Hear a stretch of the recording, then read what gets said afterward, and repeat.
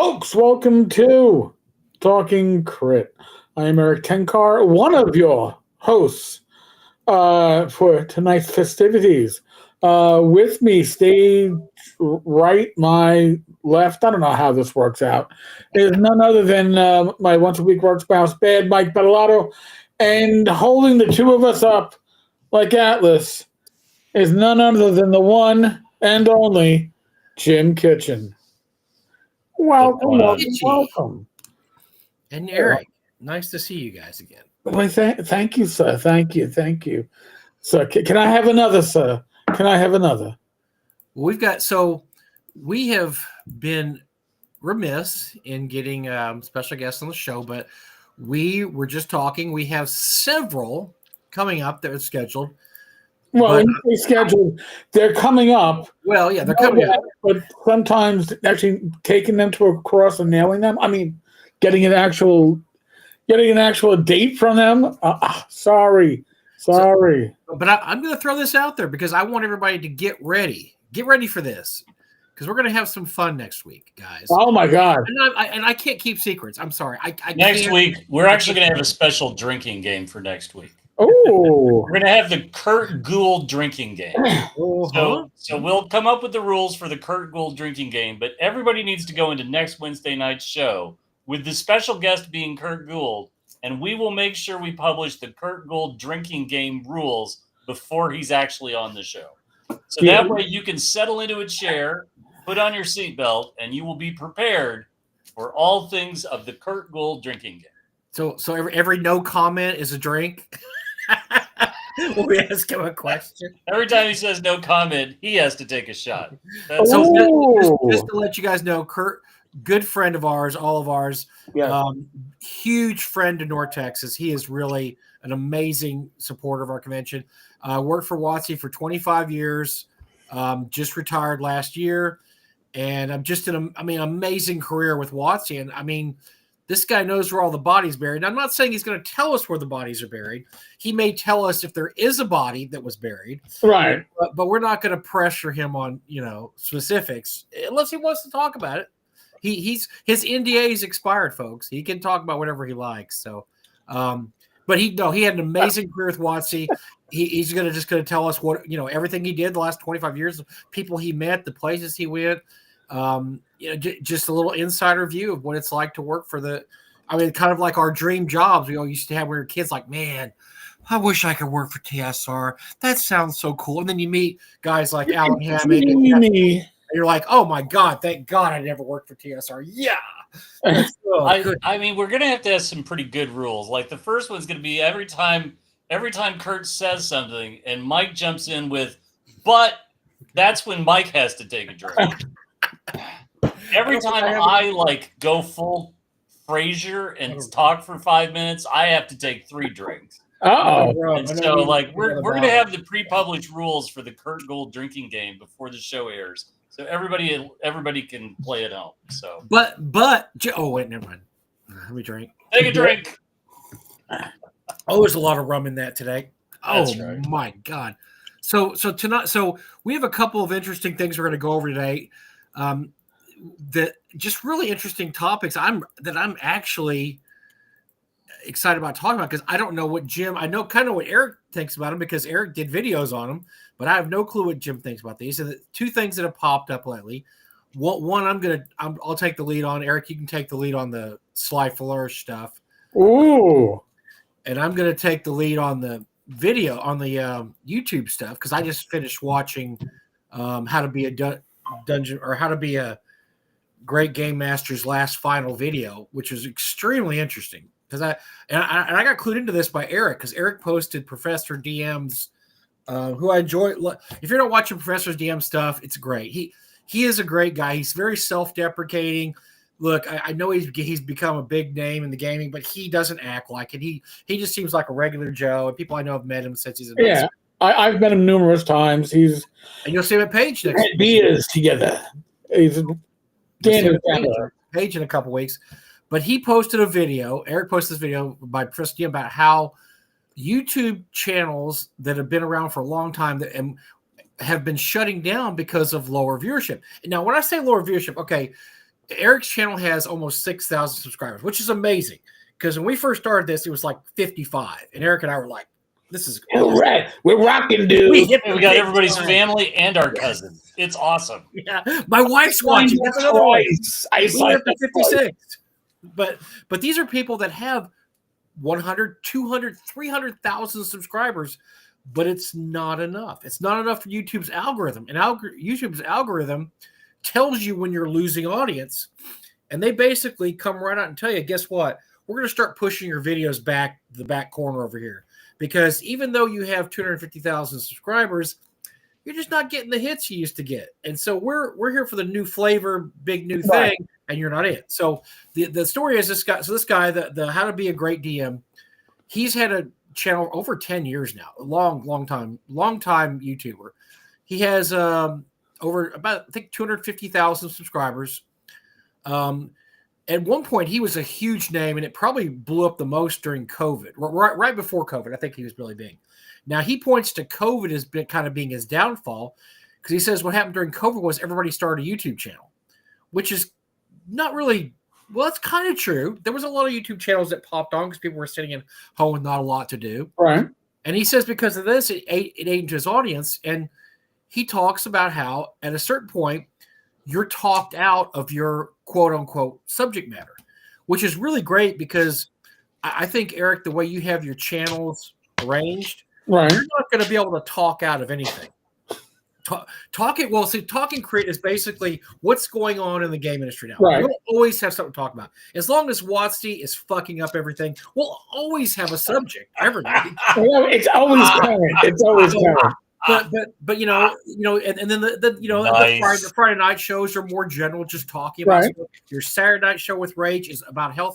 These so what I'm hearing is we start Wednesday with the lowest point of the week, and then we work our way up from there. That's I'm just saying, Eric. These are not finite subjects that you've chosen to have videos on. Right. When you say my subject matter is how to be a great GM, that may be a finite subject, because at a certain point after 10 years, you've talked yourself out of everything that you know.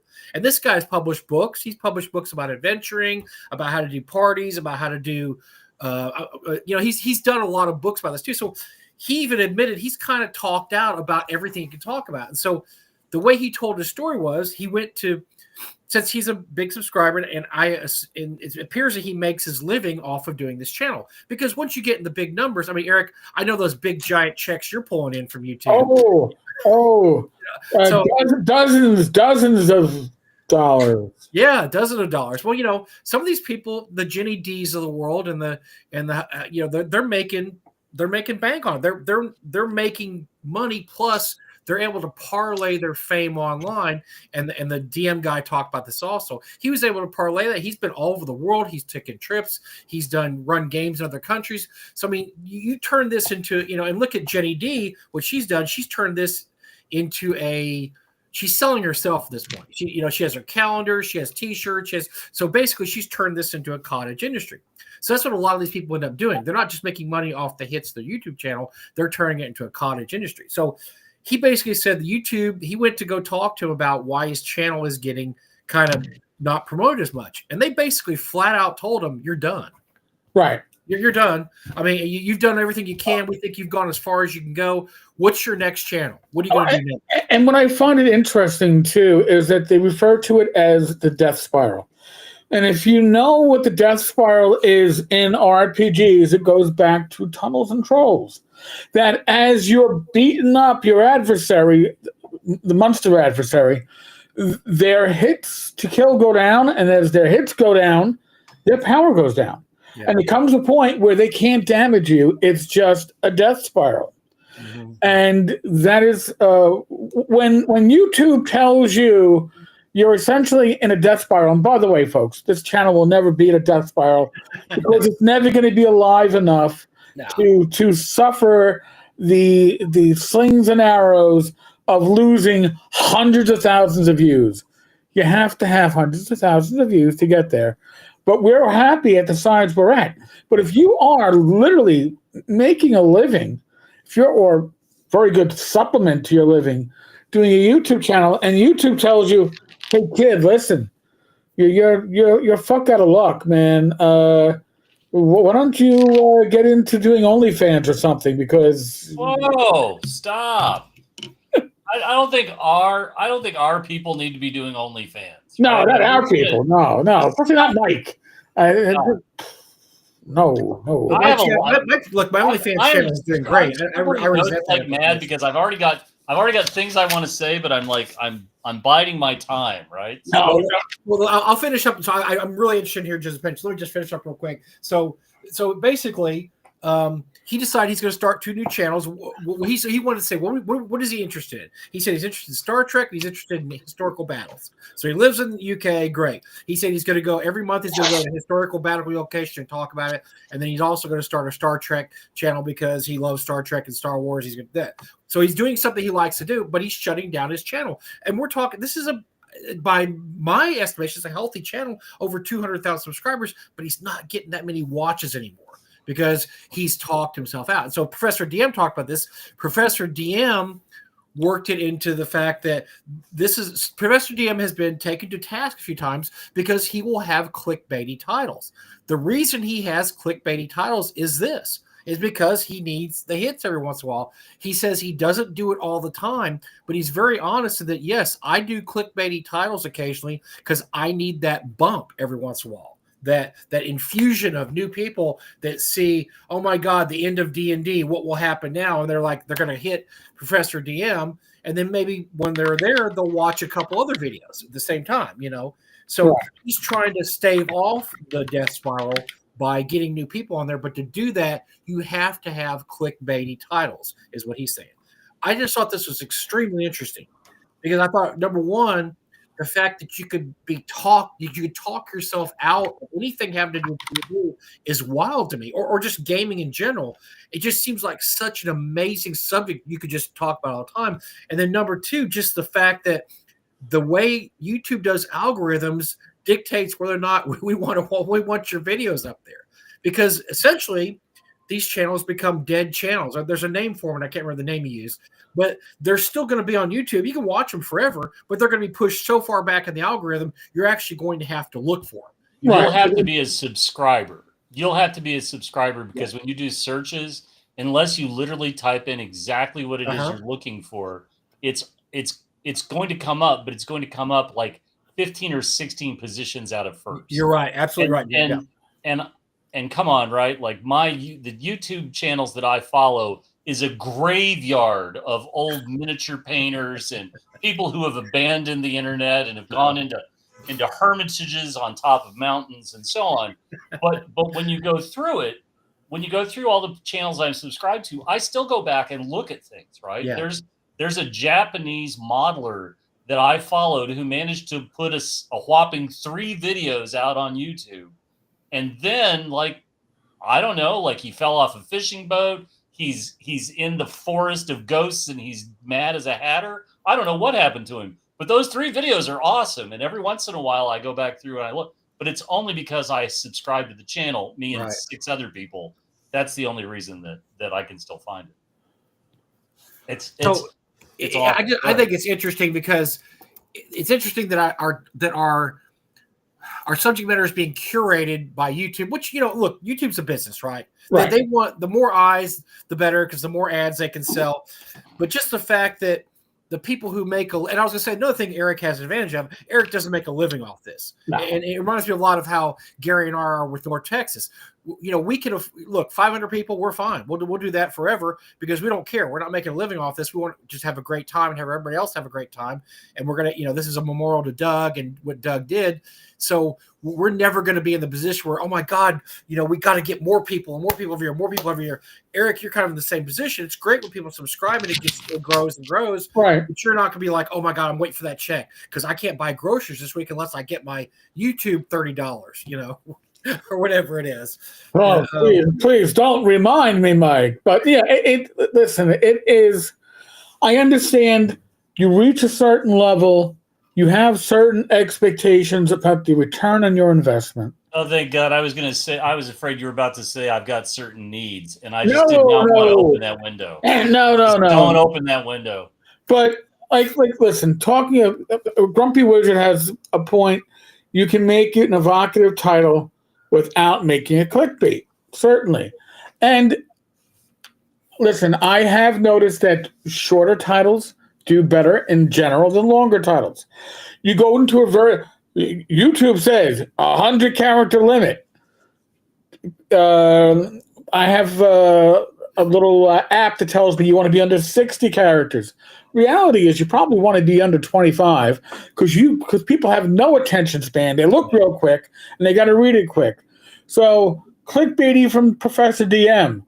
Hasbro cancels D&D. Yeah. Right? And it even got me, and I know Dan, and I'm looking at it going, huh? And I'm like, click, and then right away it's like, oh yeah, they closed down the server for, I don't know, D&D alliances or whatever the game was online. And yes, that is clickbaity. I personally, and I've talked to people friends of mine with channels that want to do better, and they're always like, you got to get these really evocative titles. Now, I find shorter is better, but I like it to still describe what's going on because I don't want somebody going, naked pictures? Ah, crap. It's pussycats or whatever. You don't want to do something that, in my opinion, is misleading.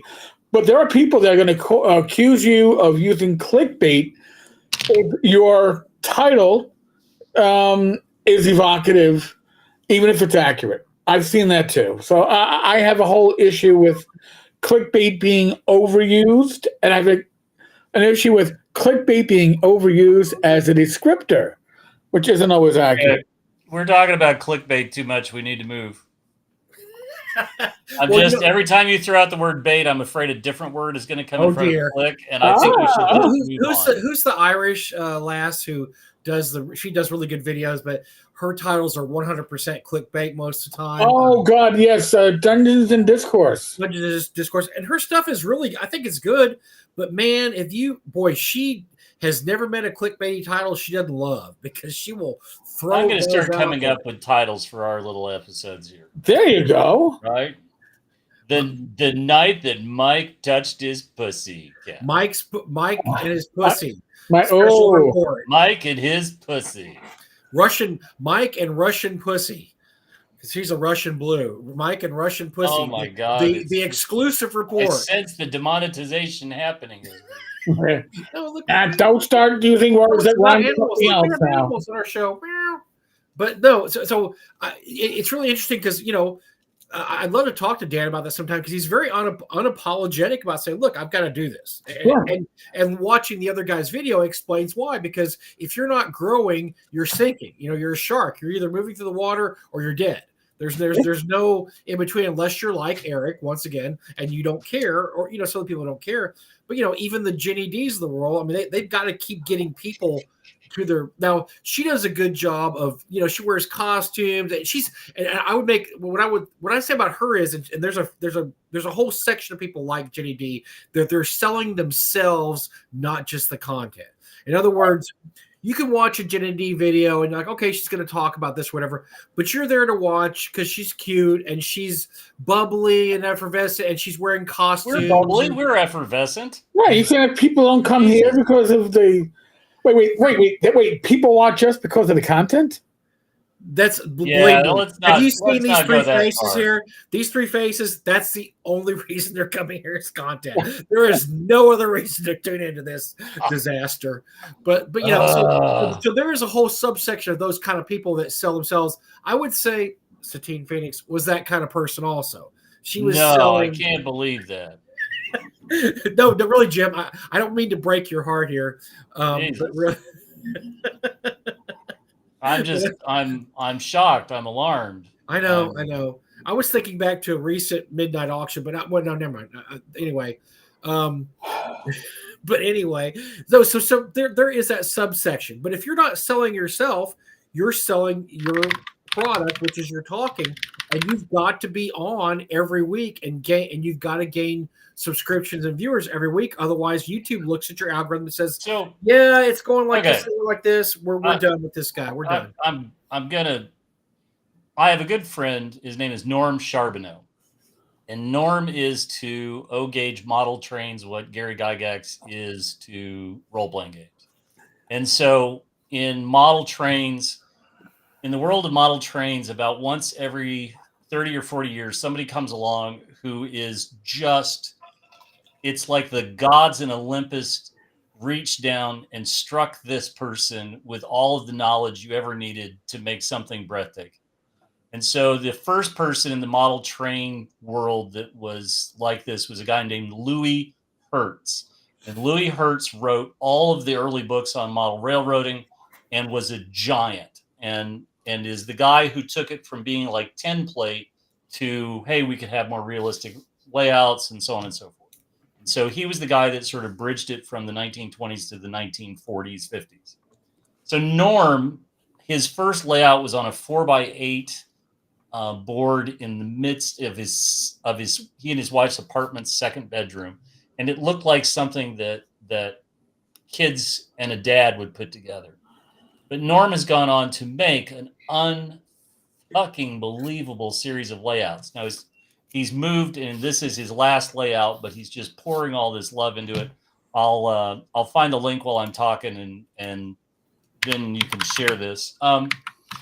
But Norm's channel, I talk to him about this all the time, and he says that one of the things that's really interesting, when you hit the milestones for views, and Eric, I'm going to pass this to you.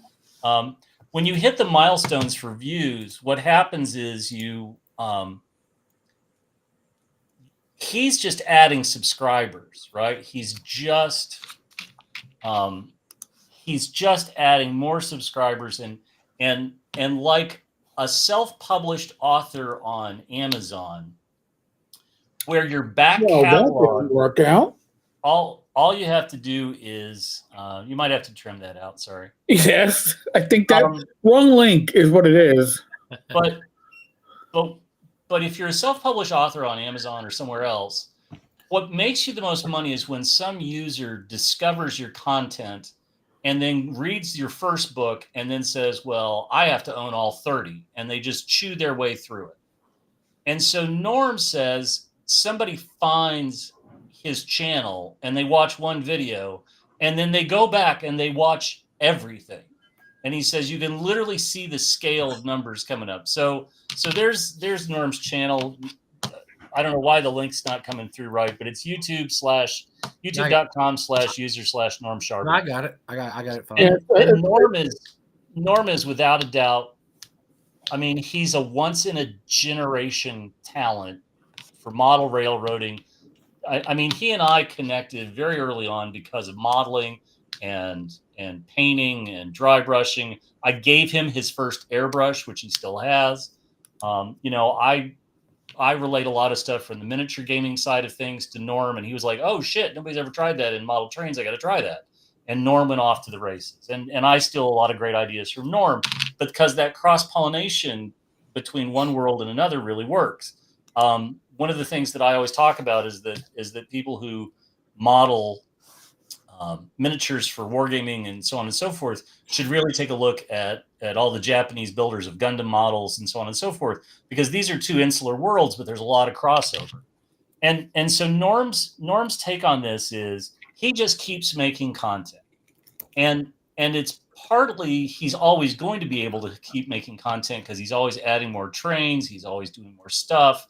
And what happens is somebody latches onto him. He says 5, 10, 20 people a week discover his channel, subscribe, and then they just start tearing through it. And that's how he has seen his view count. He says YouTube sends him the awards, and at this point he doesn't even open them. Like he just stacks them up in a stack. And I think the problem is that for somebody like the DM that you were talking about, Mike, yes, 10 years is a long time to run a show, but the problem is it's a very finite world.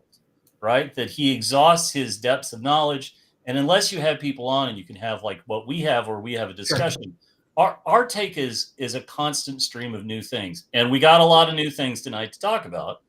But I'm not concerned about this sort of stuff. I wouldn't worry about this. If anything, 10 or 15 years from now, somebody's going to go back and say, oh, look, there's that kitchen guy. He used to be really loud and annoying until the meteor hit him and killed him. But we can go back and see how loud and obnoxious he was in these old videos, right? Like we're more snapshots in time versus here's my Encyclopedia Britannica series of videos on how to be a better DM. And I think these are two very, very different approaches. No, that's actually a really good point, Jim, because you're right. I mean, also I can see the fact that unless you want to watch I don't know if we have, we've had Kelsey D on a show, unless you go, oh, I want to watch this video back when Kelsey D was, kind of a nobody. And they did this show did an interview with her. I want to see what she said back then, because most weeks, the stuff we talk about is basically like the McDonald's hamburger of talking. We're just shooting the shit. And it's it probably won't be important in a year, much less 5 years. God knows 10 years. Nobody's going to be tuning in for our opinions of, D&D 5.0. I want to yell at the clouds. D&D 5. Remember when D&D 5.0? Now it's up to 10.0. Who cares about 5.0? And so, so yeah, we have a kind of a shelf life on stuff we talk about. Like I said, unless you want to see a particular special guest and say, oh, look, they had Alan Hammock on the show. I want to watch see what he talked about. So we're different than a lot of these people. And also, like I said, the main difference to me is just the fact that a lot of these guys are making a living off this. This is their job now. They report to work when they are on a video. And you can tell some people spend a lot of time putting their videos together. That they do all the cut screens and the music and one of the guys I like to watch is the Critical Drinker. His reviews are hilarious. If you ever seen his reviews, but he also throws a lot of knowledge in there. He throws some good stuff in there. But you could tell that he is not just spit taking this stuff. He puts effort into putting in cut screens and throws in kind of jokey video. I mean, he does work. This is a job. And then besides his videos, he also does a group video every week that's like subscription only, but he runs parts of it on his channel. I mean, he's gotten this down to where he's doing something really cool. But once again, is anybody going to want to watch his take on the Acolyte 5 years from now? Probably not, because we won't. God knows I didn't care about the Acolyte 1 minute after it was over because I never watched it, never will. Most people aren't going to care about the Acolyte in a year, much less 5 years. So it's limited content. But I look on something like the DMs stuff as that's kind of evergreen content. Anytime you want to read about being a good DM, that's something you can always go back to. Or Jim, like you said, the guy that does model trains, that's evergreen content. That's right. And you're going to want, if you ever want to do anything about model trains, you're going to want to go back and see, well, how did this guy do this thing about model trains? And that's just it, right? So let's talk about there's a couple of different kinds of growth, right? There's forced growth, where you spend a bunch of money and you advertise and you put clickbaity ads and you talk about Mike stroking his pussy and then you get like a weird bump in creepy people and then it goes away. That's a weird. And then there's organic growth, where literally you are putting out something and people are like, hey, these guys were talking about this and you should watch this. And somebody says, huh, and they watch an episode and they go back, right? This is organic growth. Yeah. And organic evergreen growth. Evergreen means it just keeps renewing itself, right? It goes through a cycle. It keeps renewing itself. And organic is it's occurring naturally. It's occurring because of what you created. And people don't understand this, right? And so when I was at Games Workshop, we would constantly have people saying, you need to advertise, you need to advertise, you need to advertise, you need to You're like, whoa, buddy, Sparky, we don't need to advertise. Like, we genuinely don't need to advertise because the hobby is growing organically because people enjoy it and they talk about it, right? And people don't get other people into a hobby because they hate it. They get other people into a hobby because they love it and they want to share it. It's true with whatever your hobby, but we're sort of let's move on to the next major subject. I mean, I've got a little short list, but I know we've got some other key areas we want to talk about. Okay. Well, actually, before we do that, I'm going to just say, listen, this isn't just something that happens in on YouTube. This happened on blogs. Okay, media changes, focus changes. There was a point where the tavern, as a blog, did traffic that was comparable to N World. Those days are long gone because focus has changed. Yeah. And as a creator, you've got to pivot if you want to keep an audience that is your audience. So, talking about a pivot, I'm going to bring up a pivot right now because, hold on. Oh God, where's my Chrome tab? Oh, now I can't find the damn. Here we go, folks. This is the kind of excellent. Okay, so while Eric, there we go. He's got it up. Oh God, here we go. Okay. So folks, this is from. I believe it is is it the Lazy DM Sly Flourish? Yeah, the Lazy DM. The Lazy DM. There apparently is a problem worth fixing. But this is from the book Forge of Foes. Let's start with this is not a WotC product. No, this is not a WotC product. We have to put that disclaimer up because there are people going, "This is a WotC product." No, it's not a WotC. Just let's be clear where this is from. This is from a book called Forge of Foes. It's put out by the Lazy DM. Isn't that it? What's his? Yeah, Lazy DM. The Lazy DM.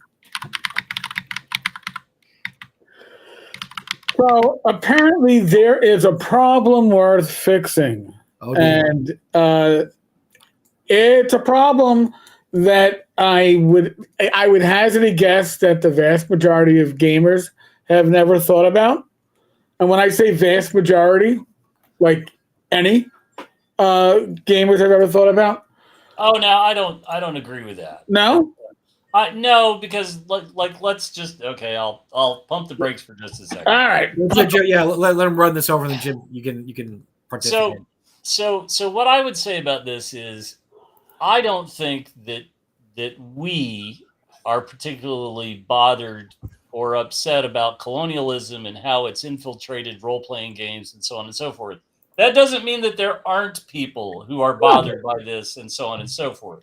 But I think if we're going to take through this tack, I guess what I would say is, number one, most people who've been playing role-playing games for the last 50 years probably have not sat down at a table and said, okay, is this game going to be truly based in colonialism, and is it going to address the evils of colonialism and how it's a problem? Like, most games don't start that way. Okay. But in the last decade or so, there's a lot of people who have come into the hobby where this is certainly something that concerns them more than other aspects of the hobby. But I don't think that the majority of hobbyists are seeking an explanation about colonialism in regards to the game they're going to play. I've never heard this. I would agree. Real quick, guys, can we give a definition for colonialism in the aspect of gaming that these guys are talking about? Just so everybody will be clear on what we're talking about when we say colonialism when it comes to gaming. We have the short version. Okay. They have it on this page. Okay. Well, colonialism is a topic far too broad to be properly summed up in this or any other short treatise. But in a nutshell, the history of our modern age has been defined by specific groups of people laying claim to the entire world over centuries of exploration and not caring that the rest of the world had other people living in it at the same time. The history of colonialism is a history of conflict and warfare, which, by the way, is pretty much what RPGs are about. Mm-hmm. Okay. The groups clashing over control of wealth and natural resources of one group. Wait, scroll back up. You're missing something important. And not caring that the rest of the world had other peoples living in it at the time. That's a key part of this point. All right, you are correct. and I don't discount that, because that's a. I know I lost my place. So, the history of colonialism is a history of conflict and warfare, of groups clashing over control of wealth and natural resources of one group of people, raiding into and claiming lands not their own, and treating the lives and livelihoods of folks living in those lands as plunder. And if any of those above sound vaguely similar to any fantasy RPG you've ever played, you might get a sense of the problem. At its heart, every fantasy role playing game tells a story. Our stories take place in specific worlds and often explore a lot of negative aspects of those worlds in the course of showing off the best parts of those worlds. All heroes need evil to fight against, after all, but a colonialism needs to be treated differently than many of the other negative aspects of our game narratives, because the harm of unexamined colonialism can hurt players and the people near them in very real ways. For many of us, the story of the game takes place entirely in our imaginations, both good and the bad.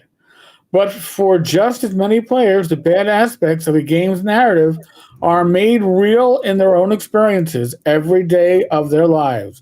For many of us, the stories of heroism and adventure we know best are stories of colonialism. And being aware of how colonialism in a game can harm others who play the game is the first step in addressing that harm. That is their summary. Okay. So, to me, this is talking about a very specific way of gaming. This isn't every game. Every game isn't concerned with colonialism. This is a very specific type of game. I guess would it be more of a hex crawl? We're going to go out there, steal all the treasure, and kill all the orcs type of game. Would that be considered a colonial type game? Because we're going to conquer the surrounding territory. We don't give a crap about the orcs, the goblins, the drow, whatever. Right. We're going to go out there and we're going to bring their treasure home, and we're going to bring it back, kind of like the Spaniards going out, Columbus, and we're just going to conquer and bring back a ship full of gold and bring it back to Spain. To me, that's a specific type of gameplay that not everybody engages in. So I don't, I can see. Well, I mean, listen. We'll go to a high level play in AD&D. When your fighter got a stronghold, you were expected to tame the land, and you had the rules about how you could patrol the land and get the monsters away and civilize the land. I guess that's what we're talking about here, maybe. Oh, I think there's a lot of slices about this. I think part of it is nobody actually. I don't know anybody that has set out to explore playing a game where you get to be the East India Company, or you get to be the Belgians going into the Congo or whatnot. Right. But there are plenty of people coming into role playing, particularly in the last 30 years, 40 years, from the non-traditional base, i.e. people that look like the three of us, who represent, like if you are First Nations in Canada, or you are, First Nations are what they call indigenous tribes that were here when Canada was settled. Right. We use the term American Indian in the U.S. You can use, we can talk about South America, Central America, and so on and so forth. But I think we have a lot of people who are entering the hobby who have some ancestry where their people suffered, is going to be the word I'm going to lean into, at the hands of people who came, and traditionally Northern European, et cetera, et cetera. We could talk about games set in Africa, and come on, the Belgian Congo is absolutely just one of the most horrific things that's ever happened. The same as the Imperial Japan going into China before World War II.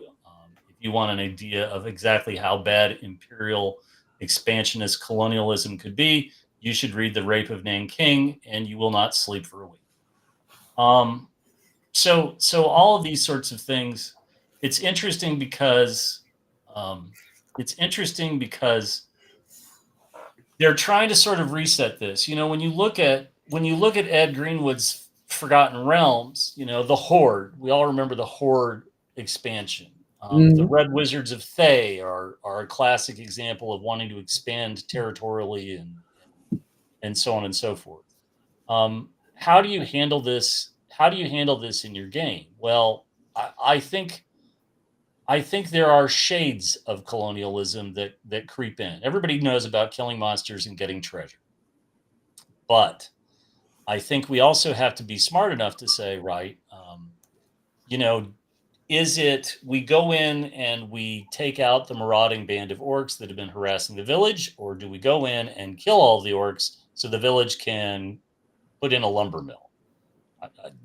There's two different. Those are two entirely different motives. I think you're right. The tendency in the original Dungeons and Dragons was for players to get involved,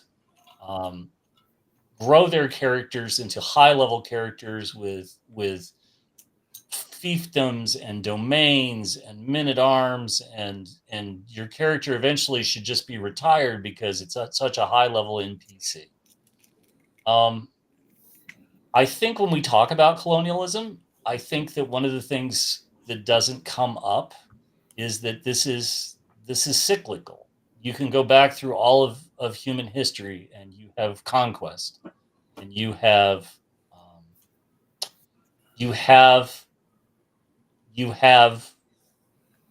I mean, there's no other way to say it, right? You have the strong preying on the weak. Yep. You have empires expand, empires collapse.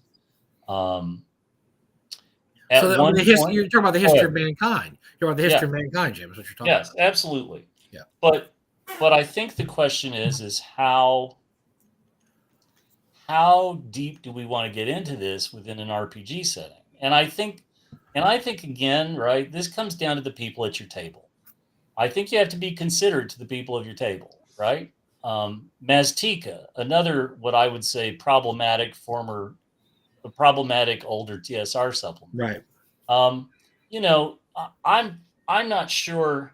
There are a lot of different arguments about this, right? How do you set role playing in the Spanish conquest of Central America, right? Like, I'm not exactly sure how you do this and walk away unscathed, right? We can talk about the Aztec civilization and how bloodthirsty it was. We can talk about how terrible the Spanish were when they came to the New World. We can talk about the diseases that they brought with them and the decimation of the entire culture, the Mesoamerican cultures. I think what you have to realize is that every table's different, and every person running a game has to be conscious of the people who are in the game and what your content may or may not do, or how it may impact, or how it may land. And I can't see myself running a game at a convention where, I have 6 people at a table or 8 people at a table, and I'm going to run a Maztica adventure. And by the way, 3 of the people that signed up for my game blind are Hispanic. Somebody from Mexico, somebody who immigrated to the U.S. from somewhere else. And I'm not sure that I would want to run that game. I mean, first of all, I wouldn't want to run that game. Right. But I do think we can talk about this like adults, and I don't think we have to be hectored. I don't think we have to be lectured. I think, again, this is about being respectful of the players at the table, being respectful of the backgrounds of the players at the table. And I think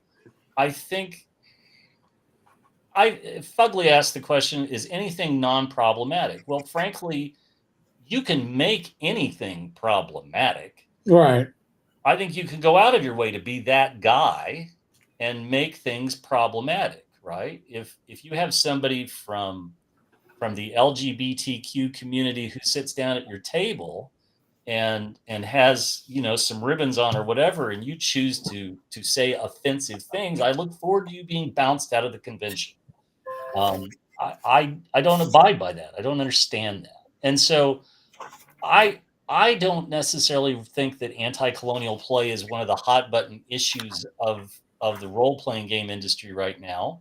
I think that there are people who want to make other people aware of it, which is fine. I think this is their stab at it.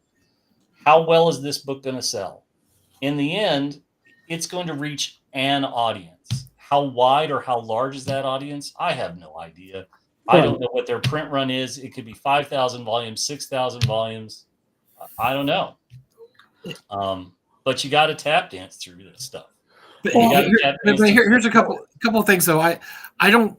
So I guess I'd have to read this more carefully. I don't understand if he's saying that is every game a colonial type game, because my example would be, what if I'm running a game and there's a Cthulhu worshiping cultist outside of town that's kidnapping children and sacrificing them to some uncaring elder god?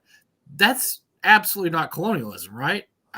In any way, shape, or form. I mean, that's one of the examples is, it's like, well, gnolls, or you instead of saying gnolls are raiding the village, it should be gnoll bandits are raiding the village. That's only if all gnolls in your that's world. Not the example that they use in print. Read the example they use in print.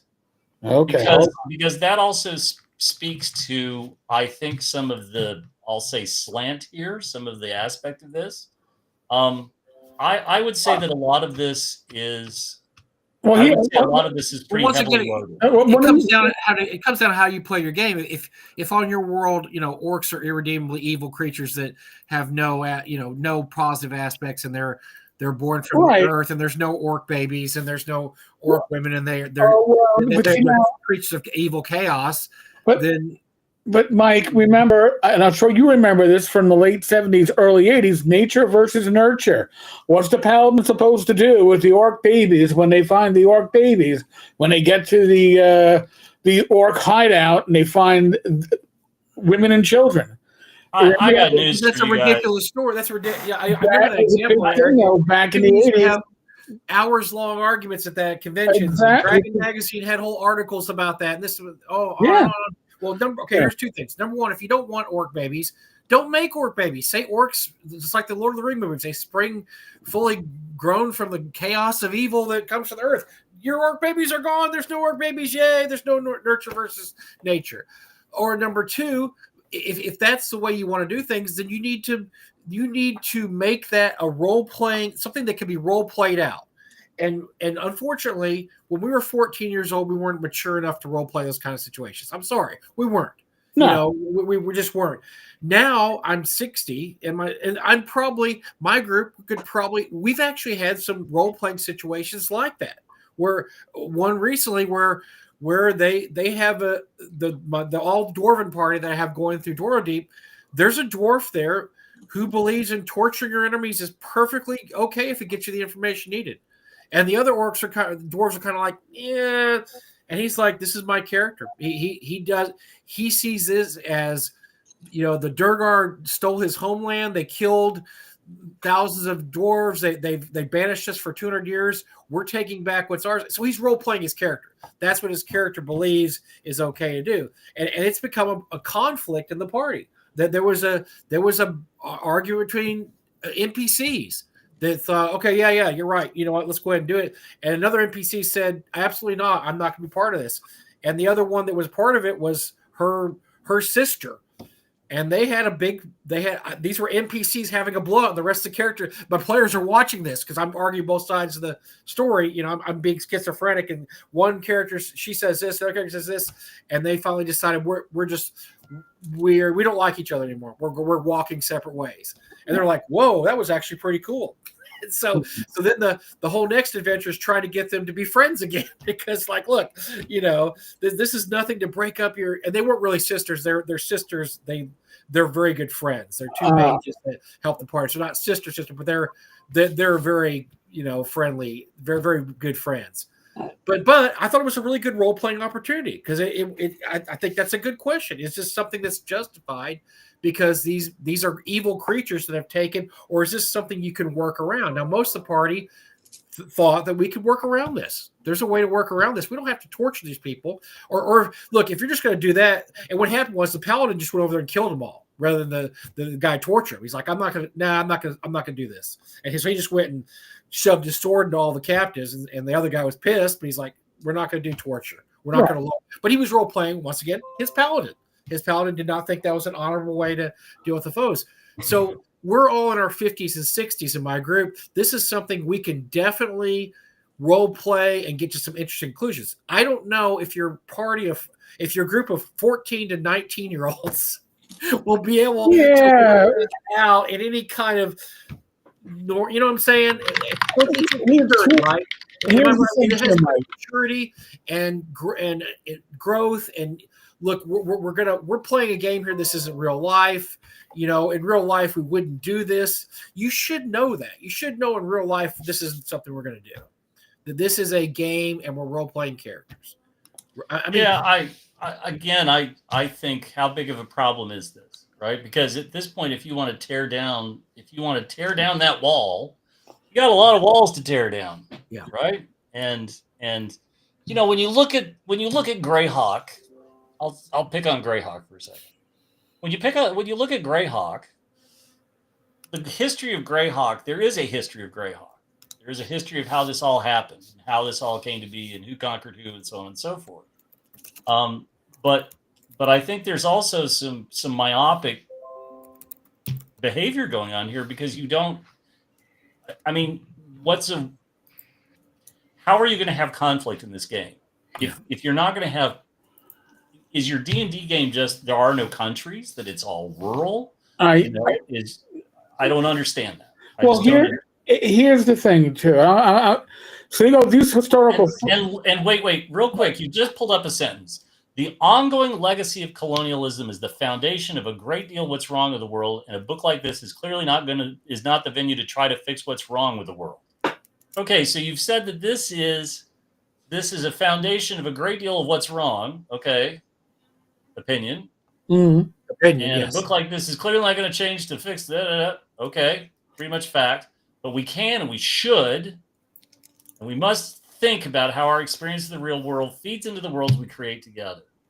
And this is where I say things like, has anybody brought this up in regards to Baldur's Gate, the best-selling RPG video game of the last year?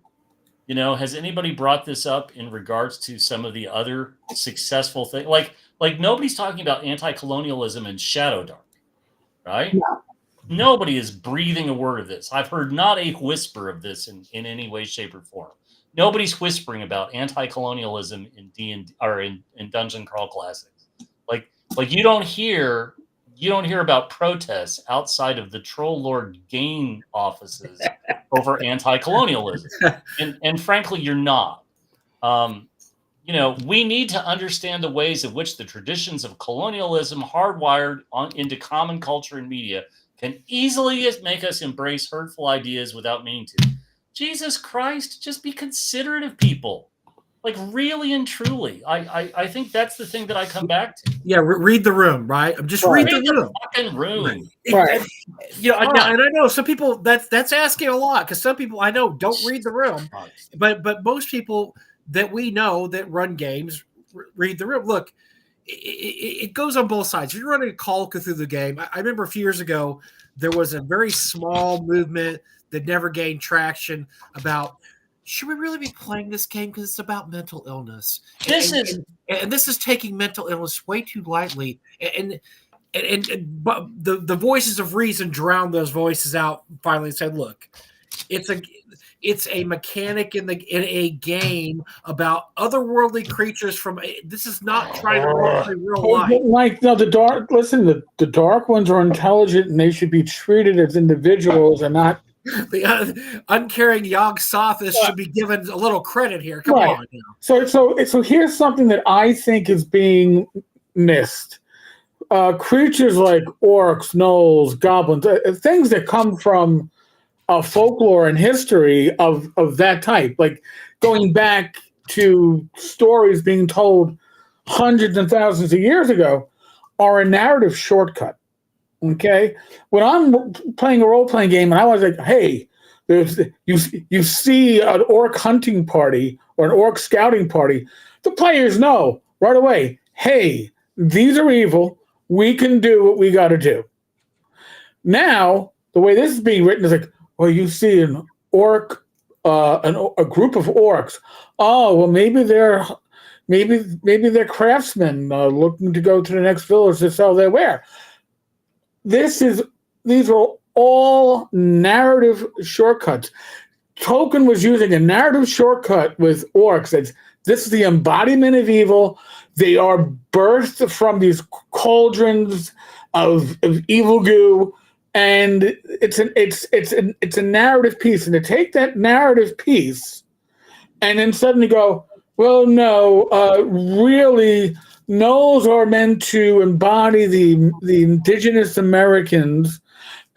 No, that's not what they were. That's people in the modern gaming era, retrofitting stuff to go. No, this is what I think it should be, and that's not what this stuff was created for. Narrative shortcut, so your players knew what was evil. So your moral quandary wasn't a moral quandary that made the party stop. Oh, we're in a dungeon. Oh, you encountered dark, the dark dwarves, whatever the heck they were called. Yeah. That's a good name. I like that. Yeah. Oh, the Durgar. They're evil. You're not going to be necessarily negotiating with them. Yeah, they're smart, but you can't trust them. As opposed to taking away those narrative clues and shortcuts and going, well, no, you got to treat every one of them like they're unique and different, and their culture is just as important as your culture. It's a game. It's a game. I think I think we've given this way too much daylight than it needs. Frankly, I think this is one page out of yet another RPG book that is going to sell or not sell, and frankly, my guess is I'll be seeing this at Chimera Hobby Shop. Like Chimera Hobby Shop, Bob's going to pick these up when they have a bunch to sell on discount. And if you want a copy, you'll pay $5 for it at Gen Con on the Chimera Shop. Ouch! I just don't think this is the stuff that I just don't think this is the stuff that bestsellers are made of. I don't think you're going to get the New York Times. It's not pertinent to most gamers either, Jim, because like I said, look, if you want to play this kind of game, go for it. But just tear the page out of your book and fucking move on. Yeah, we want to play. Most people want to play an escapist fantasy / Look, if you want to play, different than that. People want to be heroes. Right. People want to be heroes of their own saga. You've talked about your top secret game, Jim, right? And so, top secret game, as it is set in the quote unquote real world. So sometimes real world politics and or things that happen will be brought into top secret, right? Because it's just part and parcel of what the setting. Okay. Not a fantasy world is by definition a fantasy world. It's not meant to mimic real world anything. I'm going to explode. So let me say a couple things. Number one, if you want to run a game, the number one motto should not be "fuck your feelings," because really and truly, the reason people come back to the table week after week is because you run a game that they enjoy and they want to be a part of. And saying "fuck your feelings" is a great way to have a table with nobody show up. And so I think you have to be respectful. Number two, all the reasons that you get into a game is that because you want to be a hero in your saga, right? We sure. Role-playing games are collaborative storytelling, and people want to be heroes. My top secret group, I had 2 players that decided they wanted to back out, and so I began Monday night session by killing those 2 characters off. and the reason is I'm not going to try to NPC this. I'm not going to try I'm just moving on, and I don't mean that in a mean way, but it was deftly, easily handled, and we moved on, and we had a great time. Like the players finally got into the gigantic road rally race that I had meticulously planned for the night, and it went really, really well, and people were heroes, and somebody made an amazing shot, and all of these things came together. They still fucked up a couple of things, but they don't know it, and that's okay. But at the end of the night, my reward was hearing people say, "Oh, I had a lot of fun," or "This was great," right? They had 3.5 weeks of anticipation for this car chase, and it played out exactly the way I wanted. But, at no point did I try to have content in my game that would be insulting to any of the participants that were there. Right. I don't say terribly sexist things in my games because I've got men and women who are in my games. I just don't understand this. And I think these are people looking to have fights over things that most of us don't even like. Most good game masters, most good dungeon masters, and so on, we're already rolling with the punches. If somebody new shows up, I'm not going to insult somebody over. Uh-oh. Whoa, hey. Whoa. Oh my God, everybody's phone's exploding. One of your players is calling and saying, "Hey, man, you just be decent to one another." And you're right, Jim. Read the room. Look, I play a game right now. There's 5 of us. We're all older gentlemen. 4 of us have been playing together for 40 years. And would the group be different if, say, Kim George joined our game? Yes, we would change some things. I mean, first of all, you're gonna have to move everything from the top shelves down to the lower shelves so that Kim can reach those items. Yeah, she's so small, she's not going to reach the microwave. Exactly. Pixie sized. It has to be all Pixie level. But right? we would change some things. Probably, but we're gonna read the fucking room. Read the room. And so if you look, I could see running a colonial type game under certain circumstances. If everybody knew what's going in, this is what's going to happen, and here's what we're going to do. And yes, we're going to be discussing issues, blah blah blah, yada yada yada, whatever.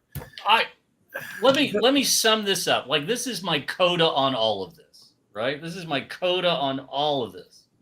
The same people lecturing me about how I need to be aware of this, or I need to be aware of that, or I need to be aware of this, are the first people to praise something like the manga Berserk.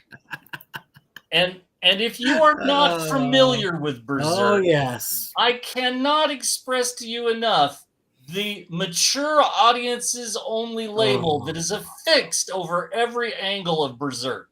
Mm-hmm. Because there's no question in this series who the bad guys are. Every single panel makes it very, very clear who the bad guys are. Yes. And if you want to explore anti-colonialism in Berserk, I look forward to this, because really and truly, like, if that's your biggest issue and not the rampaging horde of guys who it's very clear how awful and evil they are, if you want to get into the roots of anti-colonialism and what drove the mob to be this, I guess you can, but you should be more worried that they want to torch your town and they want to do to you what they've done to the people who are hanging from their sticks. This is a problem, and it's only a problem to these folks. So you make a good point, Jim. Yeah, and maybe as a hobby as a whole, I think a lot of this goes back to, Jim, the fact that a lot of us played back in the day when nerddom was seen as something to hide and it wasn't good, and you kind of kept your D&D. Look, I did this. We kept it under wraps. We didn't walk around the school with D&D t-shirts because I didn't have them back then, but we kept it under wraps. I think a lot of it is people still feeling that they should behave in a certain way rather than, look, it's the 21st century. Do what you want to do. You don't have to be anything to anybody. Do the way you want to do it, and don't care what other people think. And that's that's what it boils down to. And we worry too much about what other people think sometimes when they look at our hobby and say, "Ew, you are playing that colonial game D&D. Oh God, why don't you play one of these storytelling people games that sound like that? I want to know who they are. I don't know, but I don't. I want to punch them in the face if I ever heard this person. But then you want to play your colonial game. We're playing storytelling games over here. You don't roll dice at all. You peasants aren't playing your games correctly. Oh, good. It's so superior than what you're doing. We're still scared of that. In a lot of ways, a lot of the old school we're still scared of that person. Don't be scared of that person. Tell them to shut the F up, get out of the way. Storytelling's bullshit. We're going to roll the dice over here. Do I need to make a land acknowledgement before every session of my game? And the name's like I only say this because my wife is a yoga instructor. When she was taking her courses, every session started with the land acknowledgement, and she goes, "What should I go? Listen, I wouldn't tell you, and I'm not going to tell you." She's like, "Then I just want to say it." I'm like, "Thank you, appreciate it." I don't know. I mean, come on. I wish you all the best. I still like the fact that Jim just killed a couple people just because, come on. No, I don't mind that they didn't, they were like, it's not our thing. And I was like, okay, it's not your thing. And you're gone. There's no coming back. You can't change your mind. Did you at least work it into the plot? I mean, yeah, absolutely. Okay, all right. They were murdered off scene, and a party was informed in the morning briefing. So wow, well, it gives them a little motivation now. I mean, whoa, hey. I mean, now they've got some emotional vesture. Those two nice characters. Beautiful. They got blown away, and the best part was one of the players, Greenberg, goes. And because the car they were riding in with an NPC that the players had gotten to know, they got ambushed and the entire car got Swiss cheese like Bonnie and Clyde. Wow. And so Greenberg goes, "They killed the driver? I liked the driver." Like, oh, well, he was a great NPC. I love that guy. I love that guy. Toto was awesome. Toto was awesome, man. I can't believe you killed Toto. Yeah, I've had, that's kind of funny. We should probably talk about that sometime, that when the NPC becomes more popular than PCs, because I've definitely But you have to be able to deal with that, because sometimes it happens, right? Like some of the best characters, Cliff on Cheers. Cliff was not one of the original cast. He was just like a spot character, but he was so well received by the live audiences. They were like, "Hey, we got somebody for Norm to bounce off of." And Cliff became a series regular. And every once in a while that happens, and you have to roll with it. You have to be prepared to roll with it. So, very famously, Big Bang Theory was supposed to be about Penny. And then let's throw all these nerds in that she can make fun of every episode. And lo and behold, the nerds became, whoa, they love this Sheldon guy. Okay, we're going to push Penny over here. And it's going to be about these guys now. It's about, Sheldon and all. So, yeah, sometimes the NPC becomes more popular than the PC and the main character. And just roll with it and be done with it and move on, and life goes on. So, whatever. All right, what else we got? We got all sorts of other stuff. Oh. Okay, so let me just throw something out here. This is a word to the wise, right? So Paige is next week. Woo! Yep. And Paige is exciting. Everybody's excited about Paige. Not this weekend, but next weekend. Yes. Oh yeah, it's a week from tomorrow. It's a week from, so just remember something about Paige. I'll probably say this next week as well. Remember that Ron talked about there's not a lot of food on site at the venue. And so my point to saying this is that, you may want to pack your Pop-Tarts and your Nutri-Grain bars and whatever. Make sure you got something make sure you got your bag of snacks, because you may have to hoof it to get to a restaurant at Paige. Just remember that. I'm throwing that out as a piece of advice. Is this confirmed that there's no food? The hotel, first off, on Thursday, there's no events at the expo. It's all at the main hotel. And there's a bar, restaurant at the main hotel, is my understanding. But I don't believe the food court is open. Is it? No, the food court at the expo is not open, which means that at best you're going to be about a quarter mile from your hotel when it's time to eat. So I'm not saying do like an industry professional that I know that had wine in a water bottle, which then spilled on the table at North Texas. But I'm just saying that if you want to stay refreshed, you may want to bring your own. I don't know what the policy is. Bring your bag of Thank you, Fugley. I got my broccoli bag. I'm good. I got my broccoli bag here. I'm just gonna sit here and peel my artichoke. Broccoli and my tobacco dip, and I'm good. Oh, I got my stuff. I got my stuff and my artichoke, and I'm good. God. So anyway, my point is that when you're making your plans for Paige, just make sure you've also got some snacks in your bag. I don't want anybody like walking around like I got to walk how far to go eat. Just be smart. If you happen to be a type 2 diabetic like me, plan in advance. Just saying. This is why I say this, right? Because I just don't want anybody. Come on, I just don't want anybody inconvenienced. So we had, what was our next? Because I got a couple that we didn't talk about. I want to say something real quick because you just made me laugh. The bag of broccoli and the dip. There's a famous picture of Catfish Hunter in the dugout. Oh my God! During a game, he has a wad of bubble gum in one cheek, a wad of tobacco in the other cheek, and he's drinking a beer. And somebody had posted that, my God, if he didn't go to the Hall of Fame for his record, he should have gone to the Hall of Fame for that alone. Yes. How do you keep those three streams? That's all going to the same place. Yep. Did this hunter have cancer? I mean, I had one of the first sports books I read was The Bronx Zoo. Oh God, great book! I read. Oh my God, if you get a chance to read, I read it like 3 times when I was younger. Formative years of baseball, and I read that because I was around when those Yanks were playing, and that was crazy. Oh, yeah. That is a crazy book. Very good book, by the way. Very good. Oh my God. Man. I'm sorry. Go ahead, Jim. No, that's okay. What was the other big thing that we were going to talk about tonight? That we had Colonial.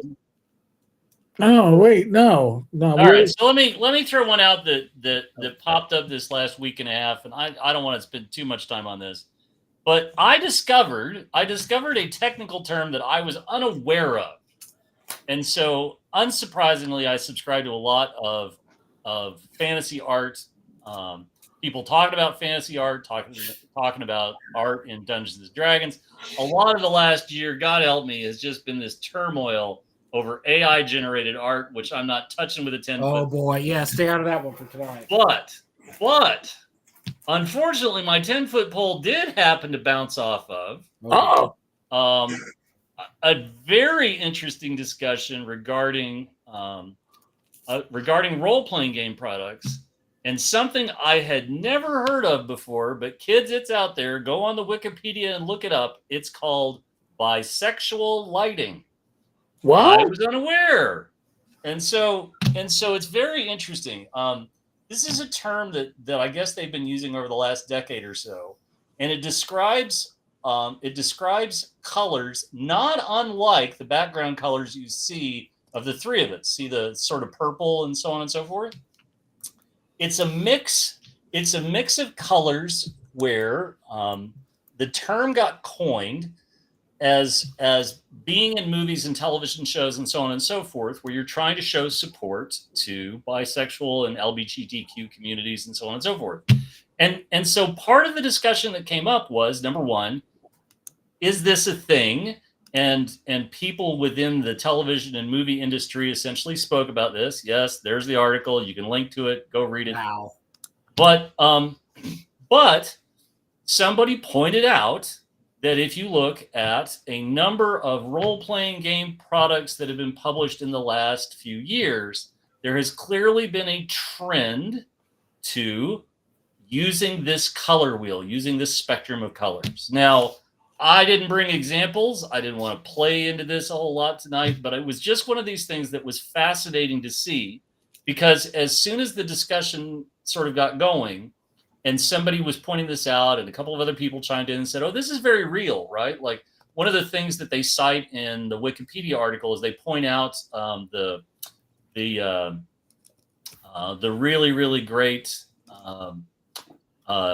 spy movie that Charlize Theron's in, the more recent one, Atomic Blonde, that the scene at the bar where she meets the French agent is done in this lighting style and so on and so forth. But it was a very interesting point that you should read the Wikipedia page, but But more importantly, you should go out and sort of look.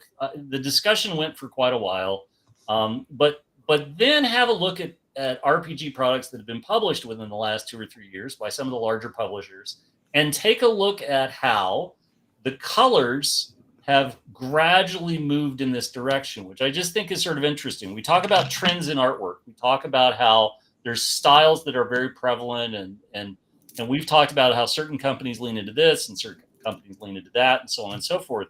But it's certainly something where anytime you pick up a book, and I don't care if it's a physical book, I don't care if it's an electronic book, I don't care what it is, understand that somebody made the conscious decision for every single thing that you see, right? There is an artistic director. There's somebody who literally says, we're going to go with this and we're going to go with this. Artists are usually given direction. This is what we want. A sketch is submitted back from the artist and they say, well, okay, but can you do this? And we didn't want to give him a mace, give him a sword, blah, blah, blah. That back and forth is a large part of what takes the time in the creative process to get a book published. But anything that you finally see, the final product that you see, there are people who made decisions all along the way for what your final product that you behold is. And so it's very interesting to me to sort of see this. And once the discussion got going, there was just one example after another, and you're like, this is clearly a trend. Mm-hmm. How long will it last? I don't know, but it's just one of those things where there's stuff that goes on that you don't even notice as it comes through. But I did want to point that out. I did want to talk about something else for a minute. So Anthony Hasso is a self-publishing RPG guy. He's done the amazing City of Brass. Mike, he came to North Texas once, correct? Who? I'm sorry, what was the name? Anthony Hasso, Husso. I think he did. I believe he believe so. I'd have to look back. So I discovered Anthony courtesy of Alan Grohe. Alan's the person who introduced Alan and John Hirschberger. Both introduced me to Anthony's works. And I have every single thing he's published. It's just that good.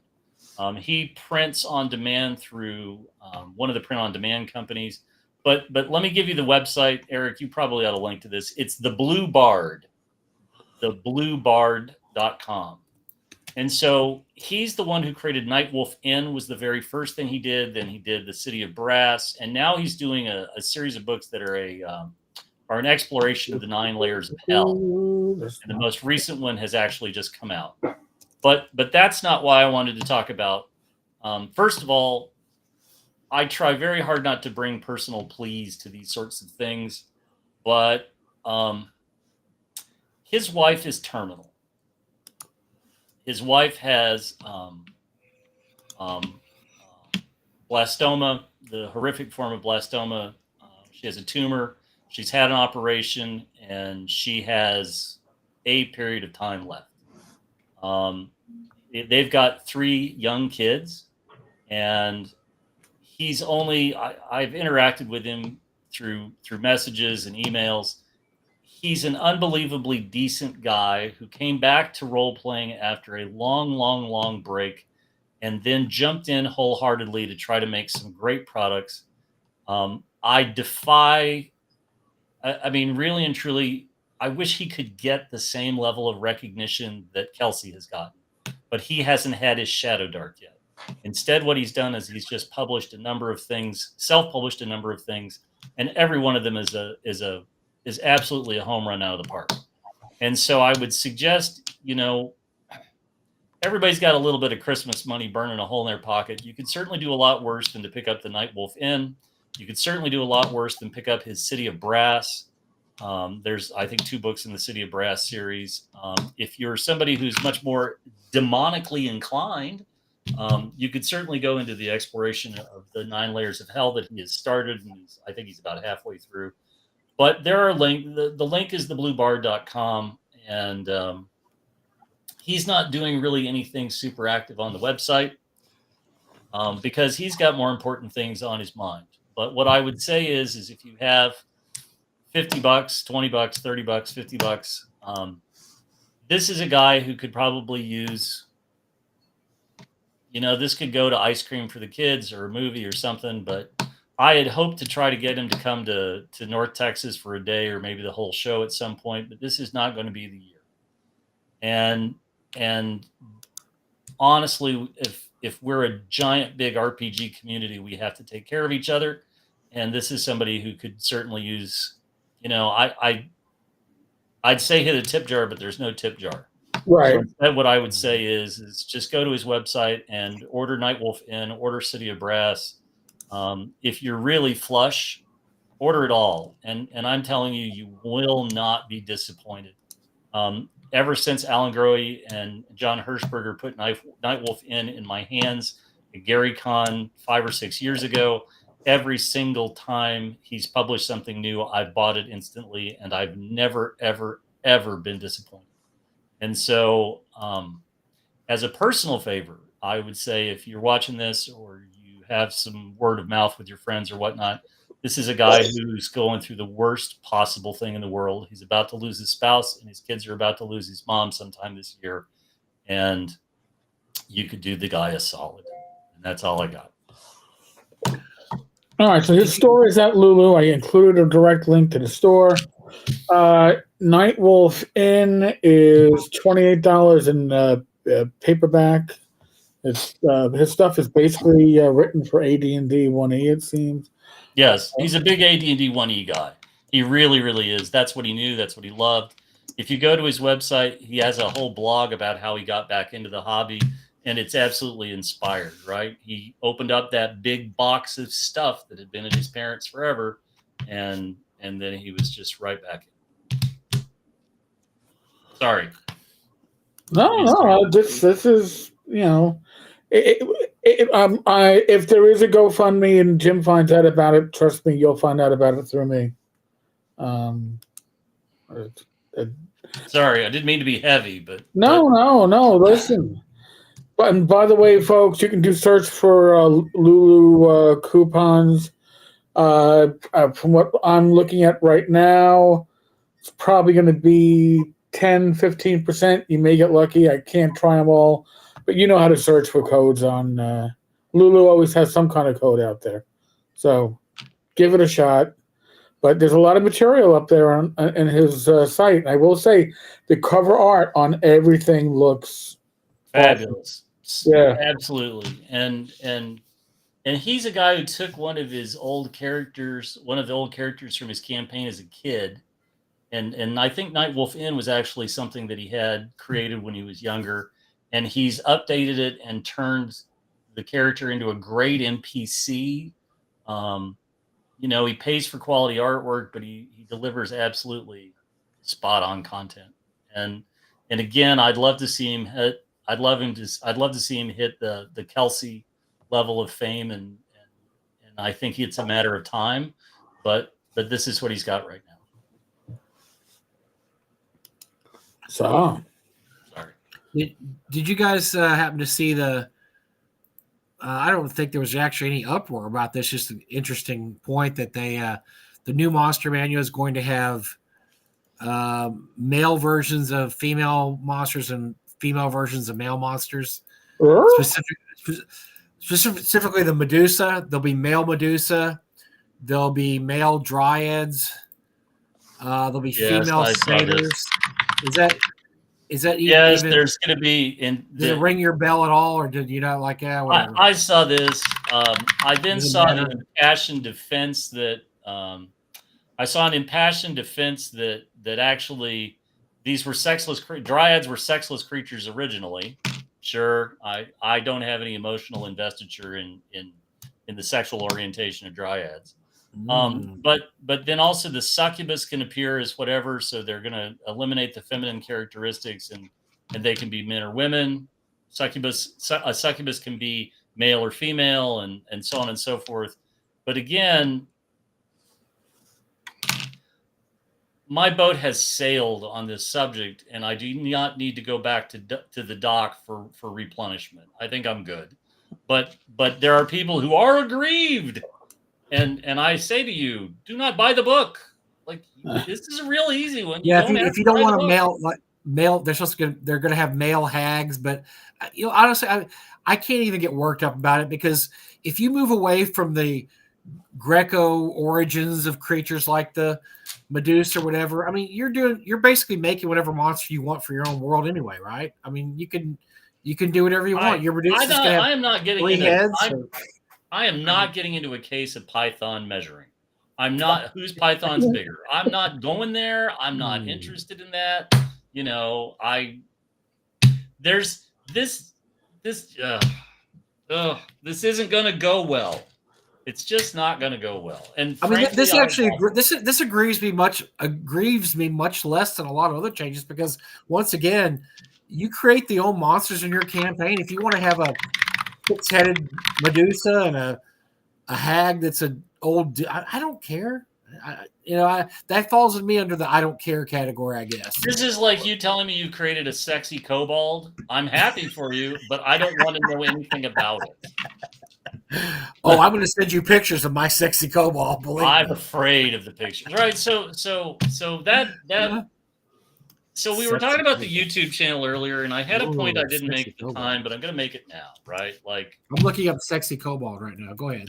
The thing that I always come back to on these sorts of things is sort of how I talked to my son the first time adult content on the internet came.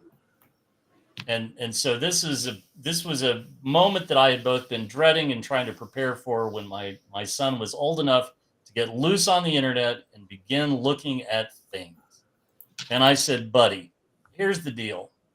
I said, you are too young to have any breaks whatsoever.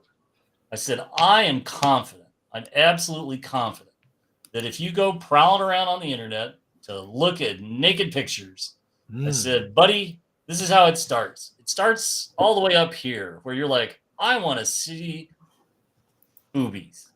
And I said, and fine. You know what? The internet is filled with countless pictures. I said, but bud, the problem is after a week or two, that's not going to be enough for you. And you're going to want to see something different. And then you're going to start doing a search for other stuff and other stuff and other stuff. And I said, and bud, 2 or 3 months from now, you're going to be looking up Germans pooping on each other, and you will have no idea how you reached this point. Oh my God. Is there something wrong with me? I'm still on boobies. So like he cracks up and he goes, I would never do that. And I was like, you won't, because I've got your computer locked down. By the way, here's a box of old Playboys, go nuts. But really and truly, like, the problem is you can go down these rat holes, and where you start at like this, you wind up in corners that you just don't need to wind up in. And it's not good. It's not good. And it's like this, it's like the people angry over dryads. I mean, really and truly, do you just look at a pine tree with a knothole and you're like, how do you stop this? How do you back off from this? And frankly, again, just because they put it in print doesn't mean you have to do this. Yeah. It's your world. Create it. Run with it. Do it. Something. Isn't that one of the beautiful things about the OSR now, though? Is it God bless America. As 5e goes like this, OSR can just keep going like this, and we can go, yeah, we're just going to keep going like this, and we're not going to go over here. And I think that that's the beauty of the OSR, is that it's everything to it's anything to everyone. It's everything to anyone. That's right. If you want to go watch the kobolds pooping on each other, go over there. Go to that corner. Live your dream, buddy. But the rest of us are going to keep killing the kobolds because they're annoying and they say pre-arc. Kobolds pooping on each other. Google. Stop. You were right with your son, because now I'm going to be looking that up all night. And kobolds pooping on each other. Oh yeah. And the best part was, let me code it. I found sexy kobold too. I found a I saw that. You saw I see it, Mike. But the best part is at one point he did make the mistake of trying to look up something. Oh. And then when I caught him looking up the thing, then I sat down with him and I said, okay, this is how this is going to go. You're not going to have your computer for 2 weeks. No gaming. And of course, the wailing and gnashing of teeth was loud and powerful. And I said, okay, then we go with option B. And he's like, what's option B? And I said, you get to read the name of every single one of the videos you looked up, starting with Big Booty. And I won't finish the rest of it. And I said, you're going to read the name of every single one of these to your mother and show her the video. And he was like, I don't need my computer for 2 weeks. I was like, there we go. See, it's a different world out there, Jim, because when I was a kid, we found out about this stuff the right way. Like I did. I was driving my bike one day and I found, a Penthouse magazine in a ditch. That's that's the correct way to be introduced to the beautiful form of a naked human female. To shenanigans. It's to find, by the way, a brand new issue. So somebody bought it, and maybe, I don't know why they threw it out the window of their car, but it was a brand new issue of Penthouse. Well, their spouse threw it out the window of the car. At age 14, that was the holy grail. I discovered the holy grail on the side of the road. Oh, I think a light came off of it. There was a glowing. I mean, it was just like, what did I do to deserve this beneficence? So see, we had it hard back then. The kids have it. Whoa. So choose your words carefully, Mike. Kids have it easy nowadays. They just go boop, boop, boop, nudie, boom, boobs, boop. Oh, a million pictures.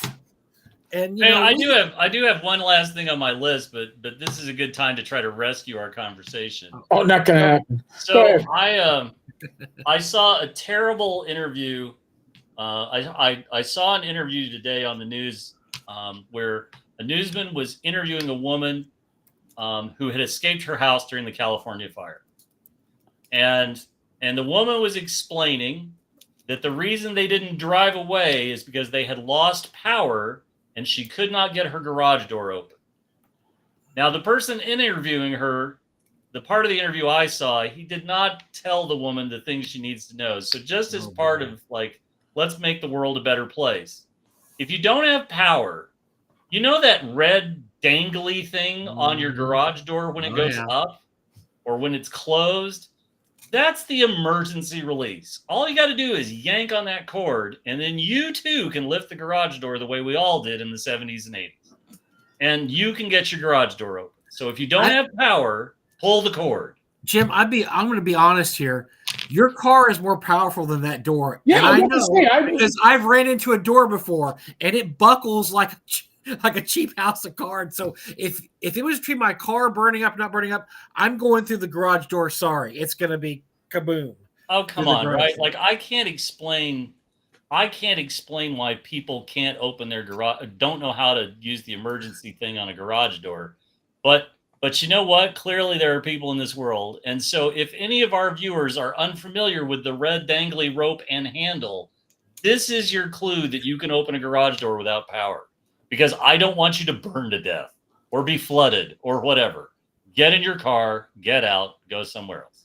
If you have to drive through the door, you can do it. Or you can drive through. It's made of aluminum. I don't want to damage my car, so I'll let it burn, as opposed to let me damage my car slightly as I go through the. I'd rather have my car explode than drive through the door. Damn it! And I let it explode because that's the way I do it. Yeah. I thought Jim was going to say, and I had no power, so my electric vehicle wouldn't charge and I couldn't leave. I thought that was going to be the line. I thought it was going to be an EV, but no. That makes sense. Yeah, that makes sense, actually. By the way, speaking of those fires, man, have you guys seen some of that video? It is intense. Yeah. Oh, I'm so sad. And let me tell you, Pacific Palisades is one of the older neighborhoods in Hollywood, Los Angeles. And the worst part is we're already starting to see the tragedies. The entire Roy Rogers Museum's gone. The only thing that's left are the two fireplaces. Everything else burned and it's gone. And I'm just sick over this stuff, right?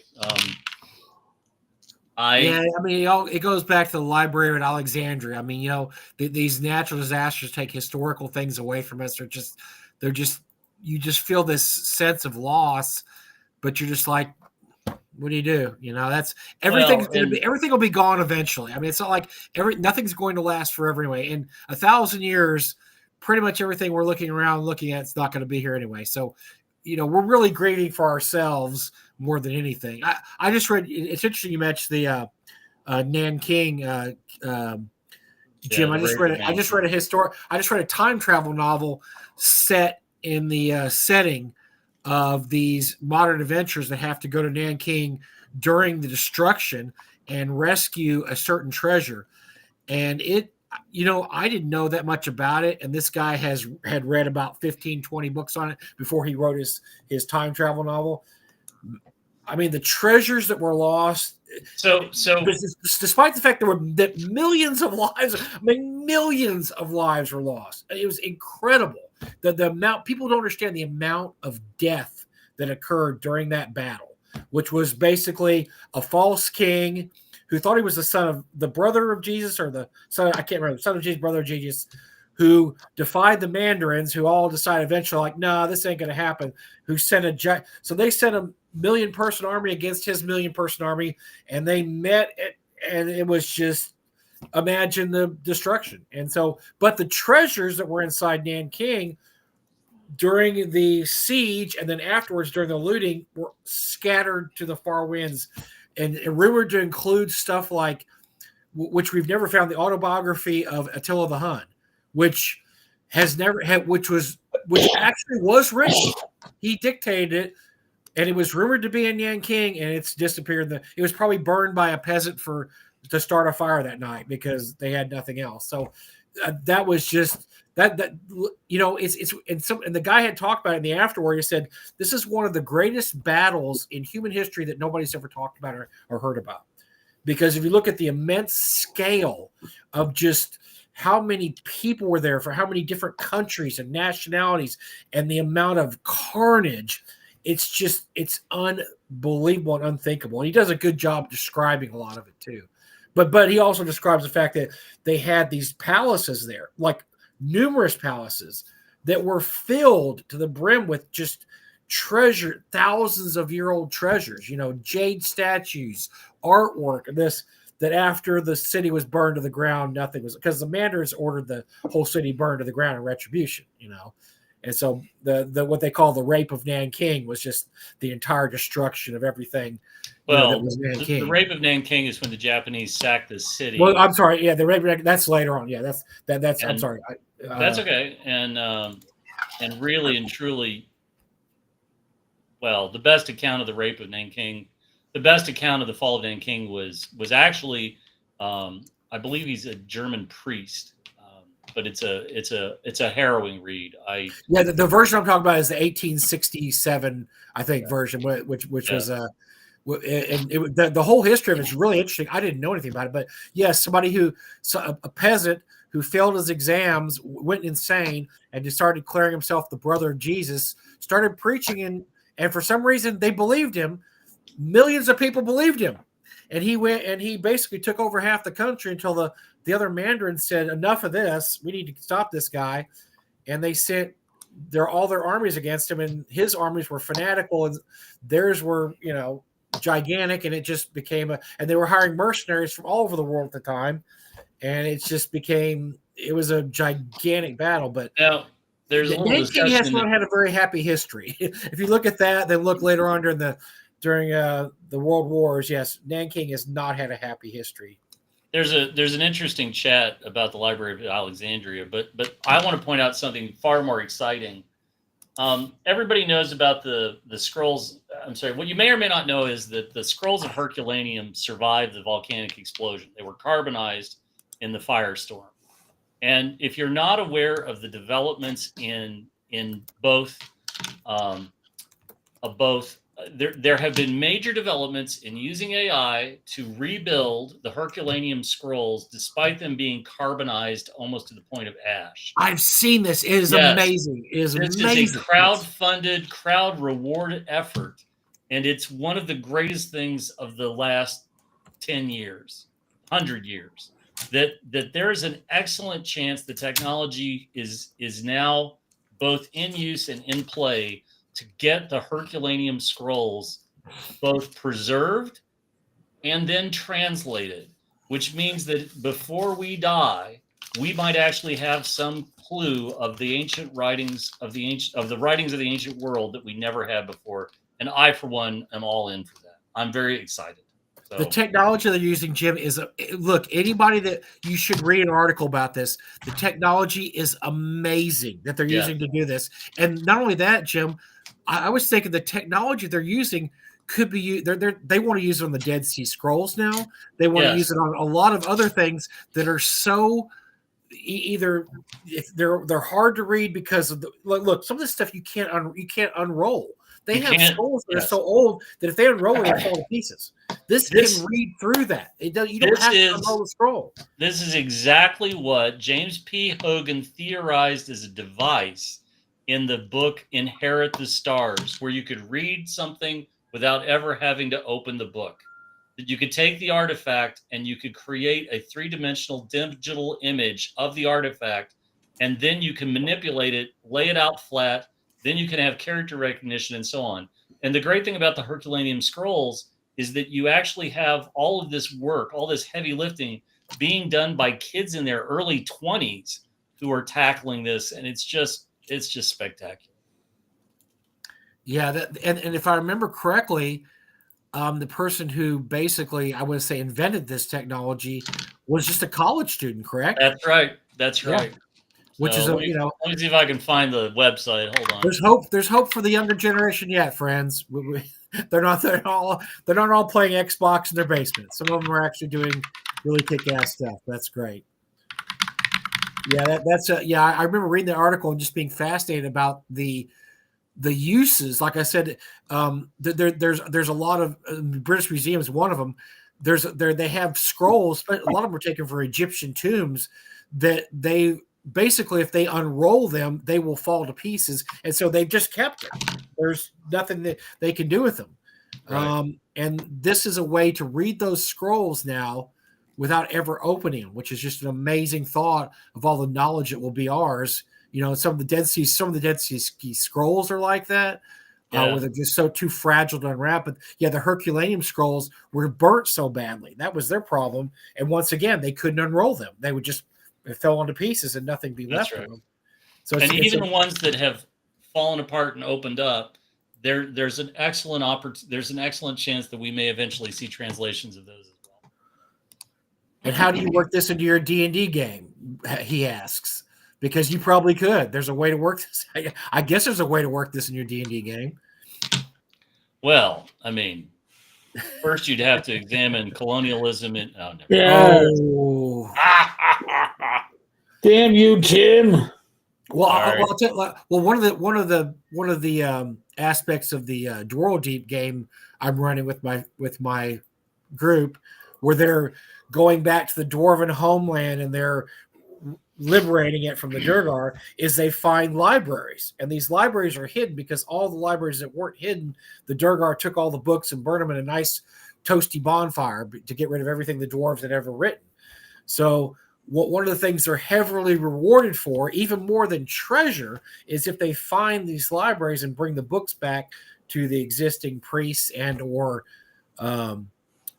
knowledgeable dwarves in the community. I think that's a treasure that often is overlooked in D&D games, is actually knowledge. And I actually have a mechanism where if you find old coins, like you go to your average dragon hoard and you grab up all the gold, you just say, okay, you got 80,000 gold pieces, or whatever, and they bring it in, they trade in. What if some of those gold pieces are 2,000 years old? Are they worth more as to a collector? And that's what I'm letting the players are starting to realize that with some of these pieces. Like for instance, I don't have platinum pieces in my game, but they've been finding platinum pieces. So in the past, platinum pieces 2,000 years ago were used. They will pay. There's collectors in the city will pay more for platinum pieces than they'll actually pay whatever the 5 gold pieces of platinum is worth. And so they're starting to realize that, hey, not all treasure is just gold. We can get some of this old cool stuff. Hold on. No, Jen, I'm not playing Civilization again. No. In there, did my. I thought she's on Jesus. a plane. She's on a plane somewhere. What plane? I talked to her today. She was in Texas today, and she blew me off, which it's her right to do, I guess. She was at Love Field and she blew me off. Thanks, Jen. Appreciate it. Yeah, but so no, I don't know where she's at now, where she flew to now. I hope it's far the hell away from here, because I didn't want to talk to her anymore. Yeah, we're getting that. No, actually, she was in Lubbock last night, and she only passed through today. So I've been to Lubbock. Yeah, I'm sorry. I'm all right. There for a week. Oh my God, I'm really sorry. Oh dear God. Yeah, we were helping I was helping get a new store, getting a store getting all set up with workshop. So. Oh, okay. How many years ago was this? Yeah, this is 27. Oh, years, dear. I wonder if that store is still there or not. Could be. I don't know. I got a ticket on the way to the airport. That sucked. And then I made a good faith effort to pay the ticket, and for whatever reason, they cashed the check, they deposited the check, and then I got a note. So it was 98, and I got a check, or I got a letter from the Lubbock Police Department or the court saying you haven't paid your ticket. And I was like, I have paid my ticket, and here's the, here's the canceled check, and so on and so forth. And by the way, I'm moving to Canada. And they were like, oh, all right, well, screw it, we'll take care of it. Well, I'm pretty sure as long as you don't ever get arrested again in Texas, you're probably matter of fact, you're probably good now. It's been too many years. So. It's been over 25 years. They clear. Little known secret, kids, they do clear off their tickets after 5 or 10 or 15 years because it just piles up. So if you haven't been someplace in a while, you're probably good. I hope so. God, I hope so. If not, Jim might get pulled over at North Texas, and then we may not see him for 3 days. That's what's going to happen. I'm just gonna wake up and I'm going to smoke an entire carton, and I'm going to smoke an entire carton and drive to game day in Texas, right? I'm just gonna be like, I can out Meinhardt. Here I come. Oh, right? Nobody can out Meinhardt. Come on, true. man. This is true. Don't pull that shit. Yeah, come on. We all know better. Wow.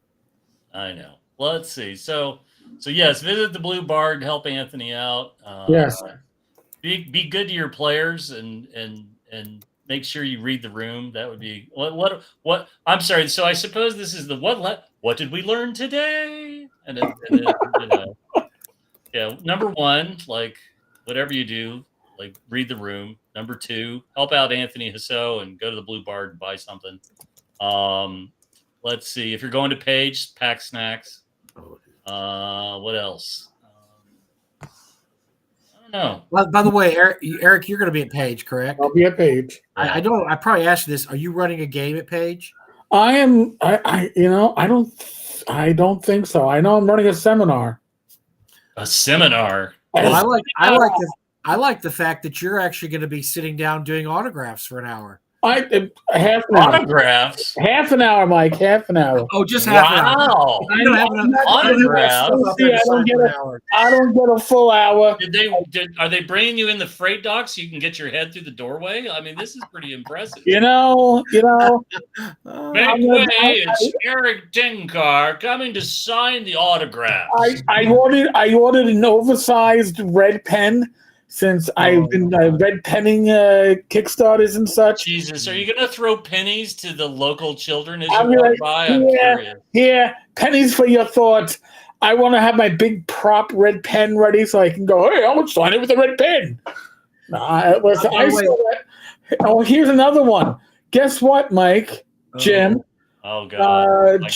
Jeff Talanian is like, hey, I see you're running a seminar about fishing in RP in the industry. I go, what are you talking about? He goes, oh, you're at the seminar. So I'm thinking it's Page. And I'm like, listen, I've got one about YouTube channels and starting a small YouTube channel. I went, oh, TotalCon. I'm apparently doing with Jason Elliott, and I'm trying to get a confirmation on this. Eric Tenkar, as in Tenkar. Any case, the beer mug guy, Stein, not even spelled right, but apparently I'm doing it on fishing, PHISHING, HSING. Oh, that kind of phishing. That kind of phishing in the game industry.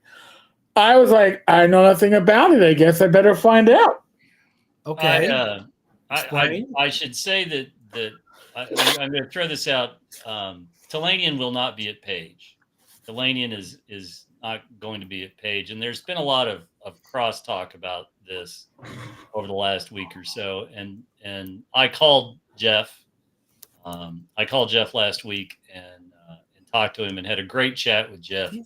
I would say you pick your friends, right? You pick the people who you stand with. And what I said to Talanian was, number one, I always have thought he's just an unbelievable guy. I can tell you story after story where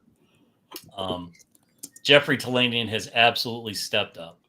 When we were doing the Aaron Coleman auction to raise money for Aaron's son, Jeff sent something he did not have to send, and he sent it, and we made a lot of money off of that. Jeff has always been a very kind person as far as donations to charity auctions. At Gary Con, he's a legendary figure for donations with charity auctions. And I said to Jeff, I am proud to be a friend of Talanian, and that I may not be the most help in a bar fight, but if I was ever in a bar next to Talanian and somebody started, the mob wanted to come for Talanian, I would be the next person. I would be the first person to stand up and stand by his side because he's just that decent of a human.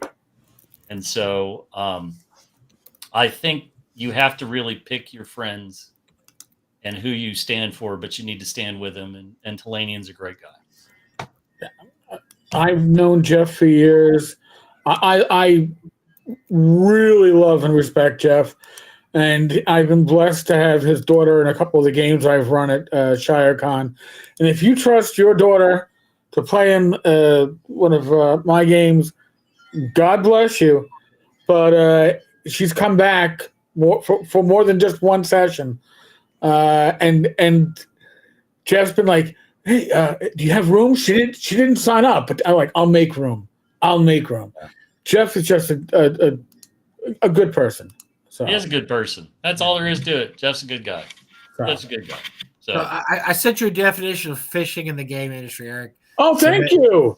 So it doesn't sound to me like it's any different than scamming in any other profession. It's basically tricking gamers into giving away their hot login credentials, personal information, credit card details, and I think it has to do with the. We didn't talk about this, but the phishing scam at the Lake Geneva, the Grand. We have a few minutes to talk about that if you want to talk about it just real quick. Yeah. What happened there? Got the email. You got one too, Jim? Wasn't really sure about, following the link from Cindy Lou Who at, something.ru, but sure, I guess you could.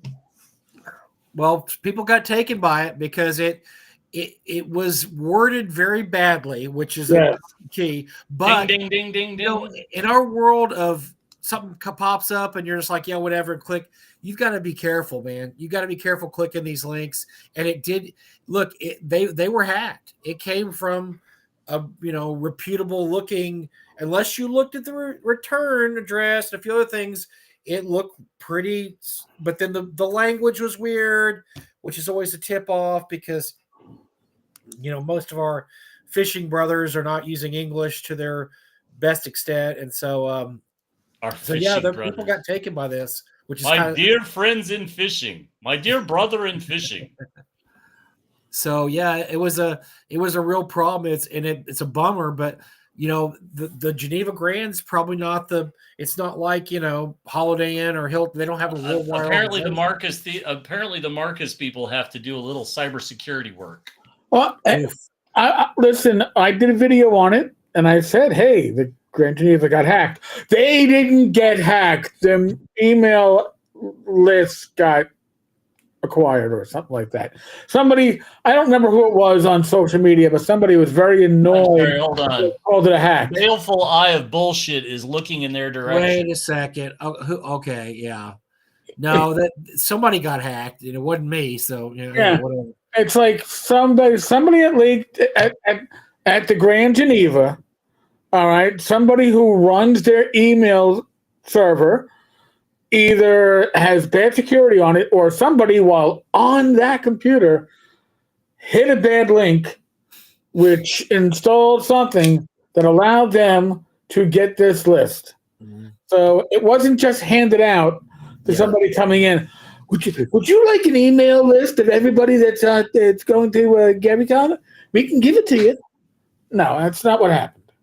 So, it really in some way, yes, Toyatis, it was. It accessed the active reservation file. It acted on the active reservation file. Because So that's who it hit. Somebody accessed it. If hacking isn't the correct terminology, I apologize, but it would be the vernacular that the average person would understand. My information was improperly accessed to the detriment of others. Hacked. Sorry. Why would somebody I'm argue sorry, about that? I'm not getting into semantics. There's specific definition. That's okay. People have too much time on their hands. I don't understand. Whatever. It's people being protective of. You're attacking my community. Yeah. Oh, this might be something we need to talk about offline, is what you're telling me. Okay.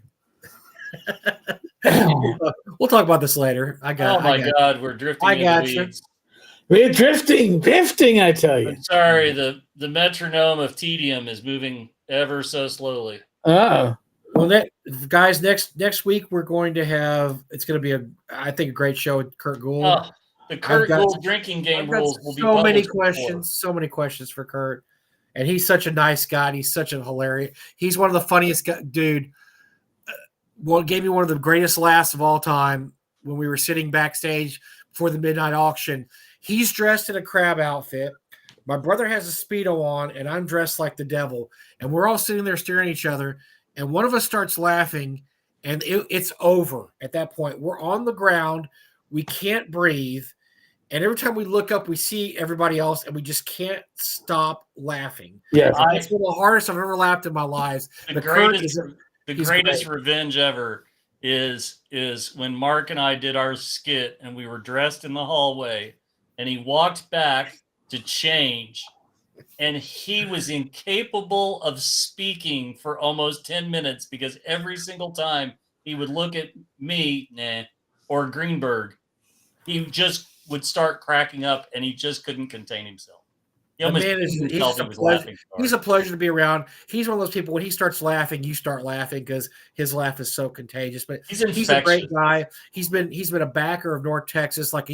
I'm talking a huge supporter. He donates some amazing stuff to our convention over the years. And we're going to sprain his liver next week with the drinking game. We're absolutely going to put a hurt on his liver. We're going to destroy him. We're going to destroy him. Come next week. Get ready to be tooled up. Stay at home. Don't drive. It's going to be a spectacular night. I'm going nowhere. I'll be right here when I pass out in my chair. So, folks, normally there's a live stream tomorrow night. There is a live stream. I will not be one of the hosts. Really? No, but I would still say go to the vlog of many things. Go to Tabletop Tap Room with Tom. Frank Metzner is going to be the special guest. I uninvited myself due to Frank and I having a little bit of a history. And Frank wanted to ensure that I uninvited myself. So I am not going to be one of the hosts, but I do. That guy. Okay. Come on, Frank. I'm in now. I want to watch. No, that's fine. And what is this? What is this? No, this is done tomorrow. This is the live stream I do on Thursdays. But I'm sorry, but Frank didn't agree to be on unless you were not a part of it. Well, first of all, I have your spot. I can clear the docket. No. Listen. I would be glad to be I would be glad. Hold on. Let me clear this. The moment I heard Frank was going to be a guest, I was like, "Listen, I'm bowing out." Frank and I have a little bit of history. I'm bowing out. It's not a bad history. It's just a little bit of history. We have a little bit of history. Some, just there's a good history there. I didn't, and it's not like me and Ken Whitman history where. Oh dear, no.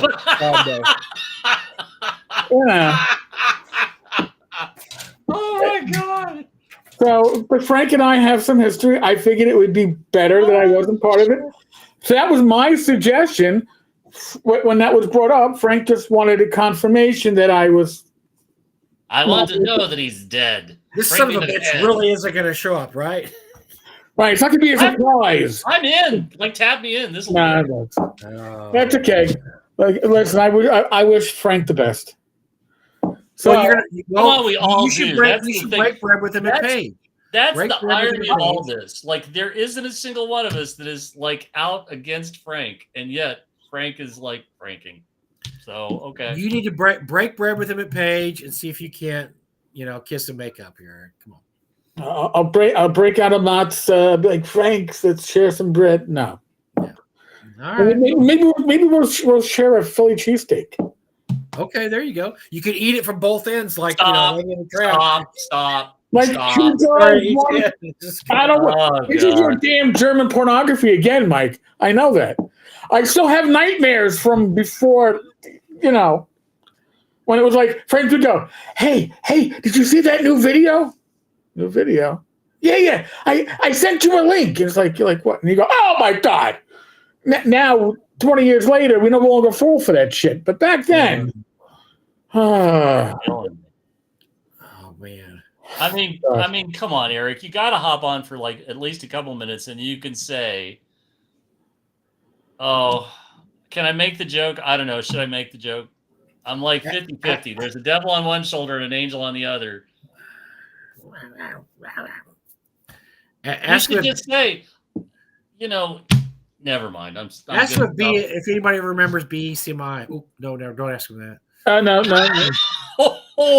You mean the new encyclopedia? Hey, did you? We gotta pay a kid $20. We gotta find a kid and give him $20 at pay because he will lead with that. Frank will lead with that every conversation. He will lead with that. What we need to do is we need to get a kid at Page, like an 8 or 10-year-old kid, and give that kid $20 and give him a 3.0 player's handbook and send him up to Frank and say, "Did you write this? Can I have your autograph, Mr. Tweed?" And that will just be like, look, and we're having fun with Frank because look, Frank deserves all the kudos. He does. Which is the best-selling overseas international version, best international version of D&D of all time. So, when you say I don't want Eric on the show, like I'm sorry, but we gotta say things like why it was confirming that Eric. What's this confirming? Because I already made the offer to not. I was like, I'm not gonna. Listen again.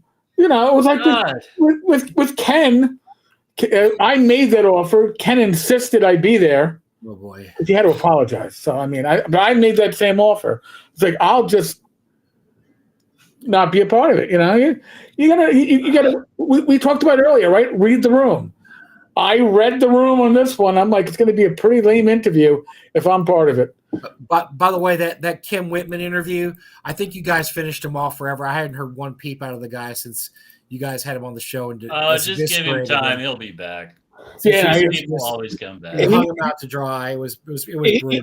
Dude, he's like crotch rot in Vietnam. Okay, you might think it's gone, but I'm sure it's going to come back. Wow. Yeah, man, probably right. That got dark. Yeah, didn't it? I always had clean socks and clean underwear. My uncle always said. Yeah. All right, folks. On that note, as always, be safe, be well. God bless. Roll those dice. Roll them well. My next live stream will be Friday, but Thursday, tomorrow. It should be. I'll be watching. Okay, how about that? I'll be watching. Hop in the comments. I'll be watching too. Now I'm interested. You got me interested now, so I'm interested. There you go. Cloud and many things. Tabletop tap room. All right, folks. Catch you all later.